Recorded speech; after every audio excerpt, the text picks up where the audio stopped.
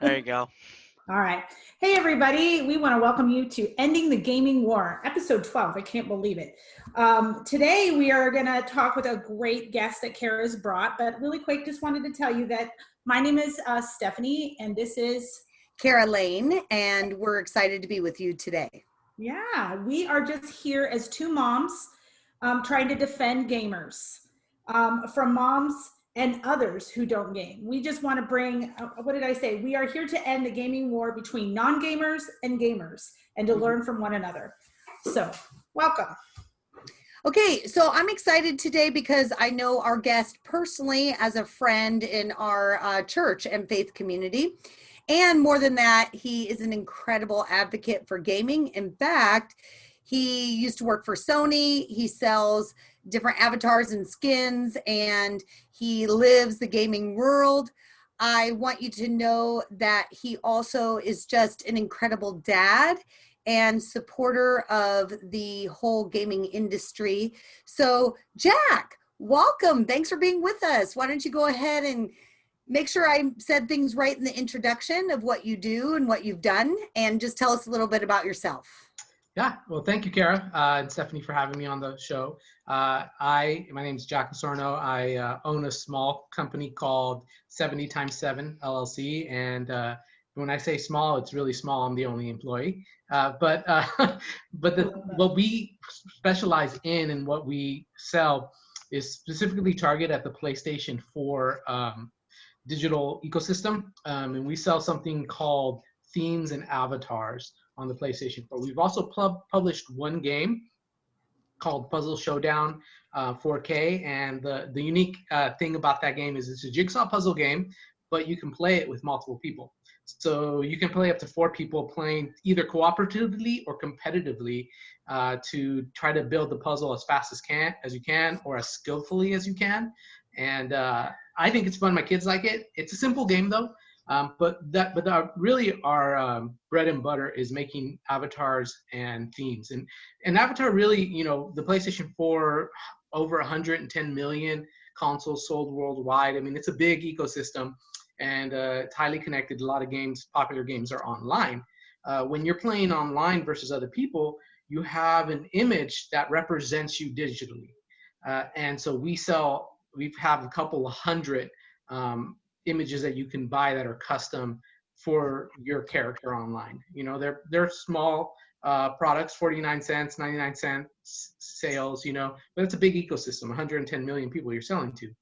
Themes are a little more complicated. I like to explain to people who don't play on a PlayStation 4, it's kind of like your cell phone has a menu system, right? You turn it on, it has icons, it has a background. Sometimes you have sound effects. So the PlayStation 4 is the same way. You turn it on, and there's your menu system is standard, but you can add a customized one, and that's what we do. And really custom backgrounds, custom animation in the backgrounds, change the icons, change the sound effects, change the music.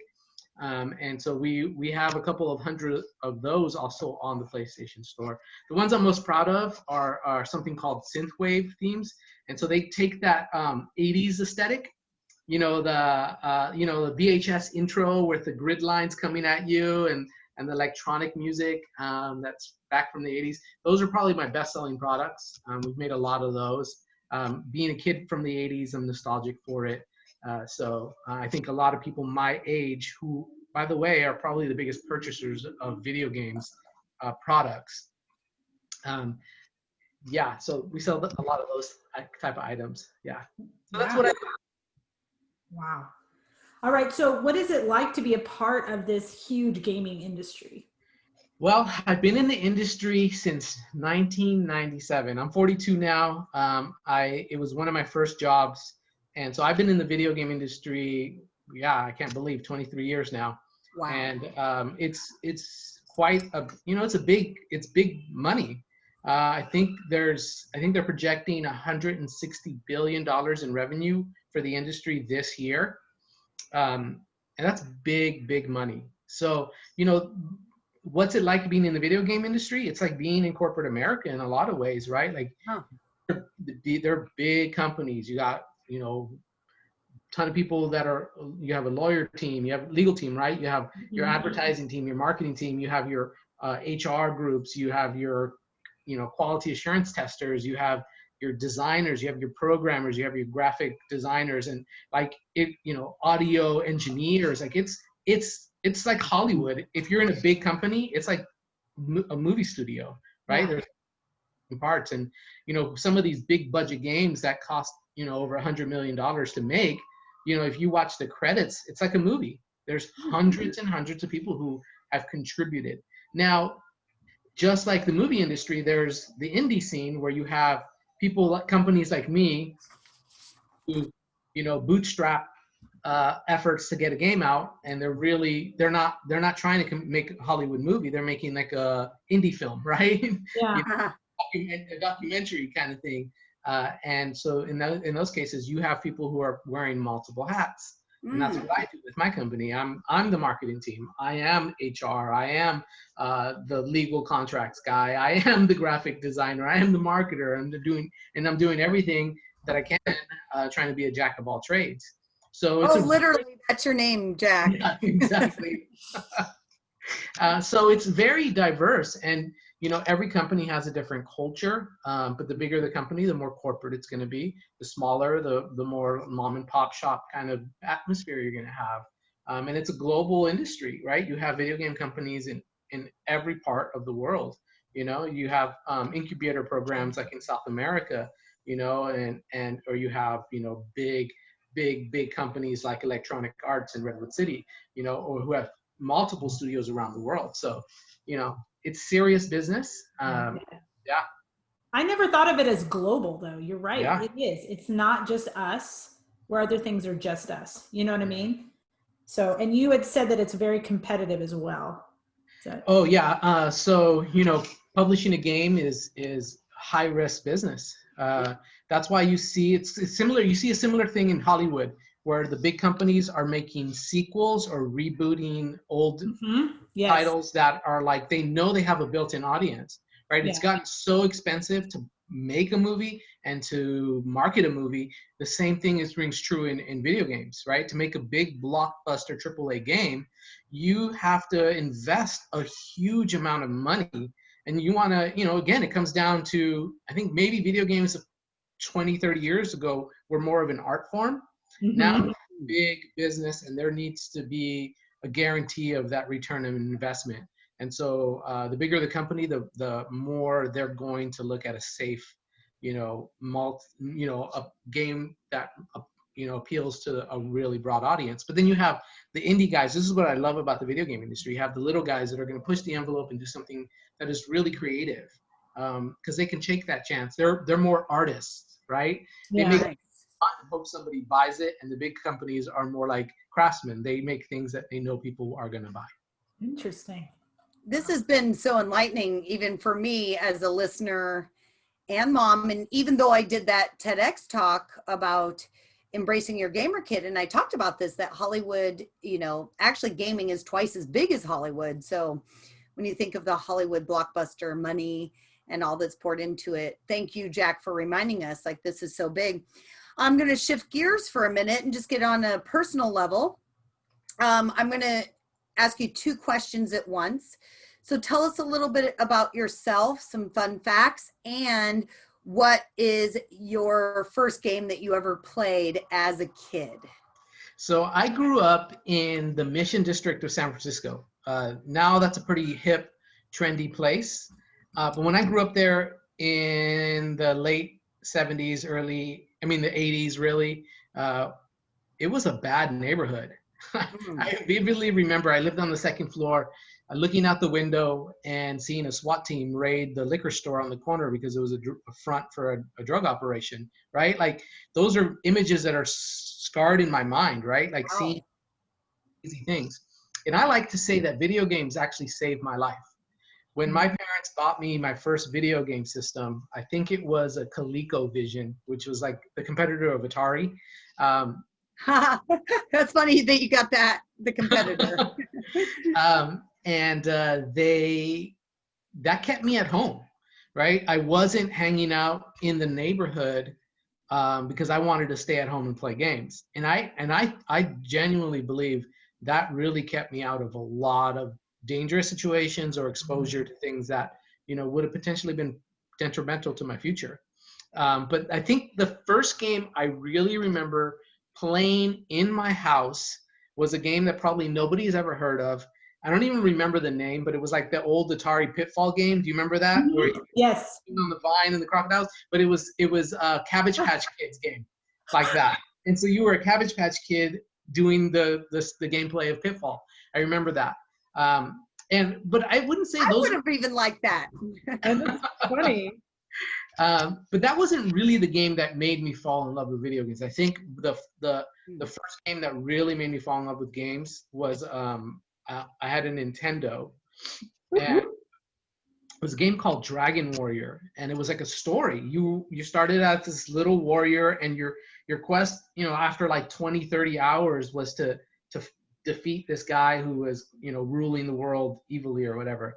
And just the way that it wove in a story and development and puzzle solving, that's the game I think that really made me a gamer. Oh. That's awesome. So Okay. that was the first game I played. What was this? Oh, tell me a little bit more about myself. Yeah. Okay. So, I've been in the video game industry for a really long time, and I've done a lot of different roles. My first role in the industry was answering telephone calls for customer service at PlayStation. So the original PlayStation, and so people would call, and back then the biggest issues that people called about was, how do I get this thing connected to my TV? I mean, this is that with bunny ears, and like you'd have special adapters to connect it in, and you'd help people like play their PlayStation through their VCR, because they had an old TV.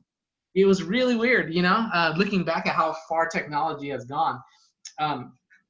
But then I got into game testing, which I thought was like, this is a dream job, playing video games all day. I found out it's not as fun as you think it is, right? Because games are programs. And when you're programming, there's a lot of bugs that need to be fixed. So you're playing games months before they release, helping developers, game programmers, find their bugs in their system. So you're testing the game to see for all the flaws. So you might be playing a game that you don't even like for weeks on end, right?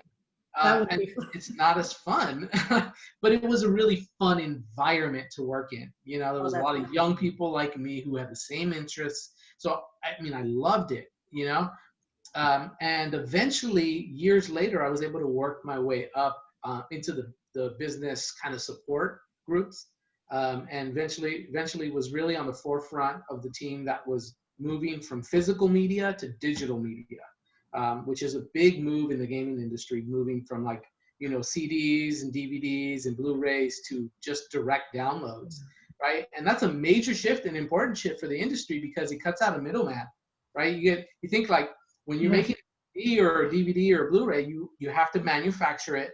It has to be shipped to a retail store, sold at a wholesale price, and then they sell it to a customer, right? Like that's a lot of, money that's being transacted even before somebody gets their hands on a game. Now, if you buy it directly digitally, you only have the storefront you bought it from and the publisher or developer. And that's actually really good for game publishers and game developers because it lets them keep a lot more of the profits. Yeah. I was on the forefront of that. Eventually, about 5 years ago, I found myself in a position at a company that was a great company, but it was the wrong position for me. And I, being a man of faith, I started praying, God, is this really where you want me at? And that's where the idea for the company that I started at. And so I started kind of moonlighting, learning how to create these themes and avatars. And eventually I started publishing some, and I found that I was making enough money that I could make this my job. And so I quit and started the business, and I never looked back. It's been one of the greatest experiences of my life, running my own business. It's been really fun. Wow. I have more gray hair than I had before I started the company, but they were worth it. I actually have two things to say. So in my TED Talk, I actually tell a story about kicking my kid's Xbox off. And it was so dramatic because, and I couldn't include this in the TED Talk, but it was because it was still a disc, you know, right when we got the first Xbox. And so I scratched their disc. Mm-hmm. So fast forward, if people do digital downloads, there's not a worry of that tangible game being ruined. So that's another correct. advantage. And I really appreciate you explaining all that. I'm going to let Stephanie ask the next question. What is your favorite game presently that you're playing? I'm playing a game called Fire Emblem, and it's kind of like an exaggerated form of chess in a sense. Ooh. It's basically a war game. You have squads of soldiers on a battlefield, and there's a lot of camaraderie in the game, right? Like, so if the soldiers get along with each other, they fight better together. So you're managing their, the individual relationships of the soldiers. You're basically the instructor of them, and there's a lot of risk. You're really kind of calculating how you fight, because if one of your soldiers dies, they die and you don't get them back, right? So it's a very strategic game, which I love. I love strategy. I love games that really challenge my mind. And I actually I like games that are really difficult. There's a lot of risk and reward, right? If a game is too easy, I actually don't like it, because it feels like, why am I playing if there's no challenge? That's me, and that's not a lot of other people. But and this game really is known for its difficulty. So yeah, I love games that really make me think. That's cool. All right. We are going to ask one of the most important questions, and even why we're here. Truth be told, Stephanie and I, both of us don't have that much gamer knowledge. So that's why we're producing this from our angle. We want our listeners to be people just like us that tune in and learn something today and actually see it as viable. So the question is, your parents, how supportive were they all growing up with you gaming? And if you could have had them do something different, not in a mean way, but what would you have had them do differently? Yeah. So again, I credit video games with, helping my life get to where it's at now. Mm-hmm. And my parents were fine with me playing games. The one thing I wish they would have done differently is that they would have been involved in my gaming. So there was from when I was a kid, they weren't going to buy me a game all the time, but there was a place that rented games, and we would rent a game 1 week at a time. And so guess what I would do? I'd spend all week trying to beat it before I had to return it. And again, that's what kept me at home. But I really wish my parents would have gotten involved. What are you playing? What's that about? Ask questions about it or get involved. And when I was growing up, there wasn't a lot. The games were, there were a specific type of game, right? Like your options were a lot more limited than they are today. Today, you can play a game on your phone. You can play your game on your console. You can play your game on your Mac. Like, there's all types of games now. And I think one thing that you could do is, was there a game I can play with you, right? You might not like all the games your kids play, but I guarantee you guys can find something that you guys can enjoy together. There are a lot of narrative-driven games now that are more about telling an emotional story or an story, and you play a role in that, right? And so there's a little more agency in how a story unfolds when you're involved like that. And so you can join your kid in playing a story-based game, or you can, watch them play. Like, those things make a world of a difference to a kid, because it makes it seem like what they are doing is valued by you. And also, I think it's also really healthy. And I think, going back to your TED Talk, Kara, setting time limits. Video games they're not bad, but they can become all absorbing, right? And I think that's the one thing I wish my parents gave me a little more limits on how much I would play. Okay, one last thing in my question, then we'll go to you, Stephanie, is go ahead and share a little bit about your dynamic with your own children. Like, you could share their ages and stages of life and what you're doing to support them. Yeah. So all my kids have inherited my love of video games, and maybe that's nature versus nurture, right? They've seen their dad play video games, and so they want to play too. But what we do at home is we are just really engaged in what they play, and so and we give them time limits. So my kids can play about maybe at the most 2 hours a day, at the most. And with my son, he But likes. they're young right now, everybody. Yeah. So my oldest is 10. He probably plays the most. My youngest is 5. So my girls, my 2 young girls, 8 and 5, they play a game together. They play a game called Roblox. And yeah, you guys heard of Roblox, right? And so they play a game on Roblox called Adopt Me, where you're raising pets and animals, right? And so they play together. And what I do, because it's an online environment, I actually turn off their ability to chat, because I don't know who they're going to be playing with, right? And in an online environment with young kids, you really need to be cognizant of what your kid is doing and what they're being exposed to. So I just turn off the chat function. They play together, and that adds some protection. They always play in a public area, right? Like the living room. They're not in their bedrooms with the door closed. Sorry, my dog's barking at the No, moment. it's okay.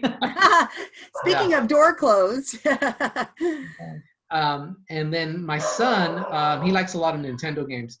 So we'll play. There's a game called Smash Brothers. It's a fighting game with different Nintendo characters, and I'll play with him. He's gotten to the point where he's better than me, but he still enjoys when Dad plays with him. Oh, that's funny. Yeah.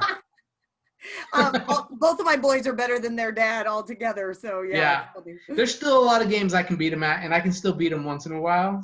But he just plays more than I do, so I can't beat him anymore, which is pretty cool. Seeing your son, it's like the student has become the master. Yeah. All right. Well, our time has come to an end. You have been a fabulous guest, Jack. Yeah. I'm going to let Stephanie share what she got out of today, and then we'll close out. Sounds good. I loved hearing your experience, Jack, from the past, and I loved how you said video games actually saved my life, which is a cool for right now with kids trying to not be able to go to school and be able to play with their friends. But I like how you also said, no, you need to set time limits. And also you really encouraged parents to really involve themselves in getting to know what their kids are playing, and which is what we stand for. So thank you for sharing that. Yeah. And Jack, I'm going to give you like a closing argument, if you will, just a quick synopsis of why the gaming industry and why gaming can be a positive aspect of life. Oh yeah. So again, gaming involves, most of us are fine with our kids watching TV.